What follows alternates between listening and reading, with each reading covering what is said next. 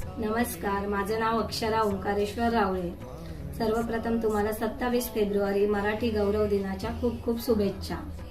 आज मी संवाद, कविता आणि साहित्य यांच्या माध्यमातून मराठी भाषा अधिक समृद्ध करणे या विषयावर माझे विचार मांडणार आहे। मराठी भाषा ही केवळ बोलण्याचे साधन नाही, तर ती आपल्या संस्कृतीची, परंपरेची आणि भावनांची ओळख आहे।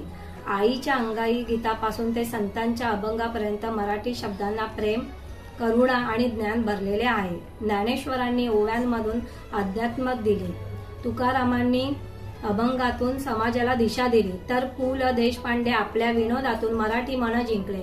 हेच आपलं साहित्य आपल्याला विचार करायला शिकवतं, संवेदनशील बनवतं।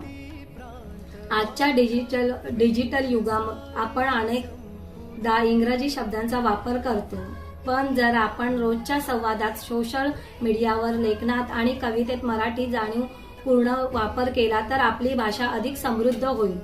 कविता आपल्याला भावना व्यक्त करायला शिकवते, साहित्य विचारांची खोली वाढवते आणि संवाद आपल्याला एकमेकांशी जोडतो। त्यामुळे मराठी भाषा जपणे ही फक्त जबाबदारी नाही, तर तो आपला अभिमान आहे। चला आपण सर्वांनीच मिळून मराठी भाषेचा पताका उंच फडकूया आणि आपल्या पुढच्या पिढीला समृद्ध वारसा देऊया। धन्यवाद।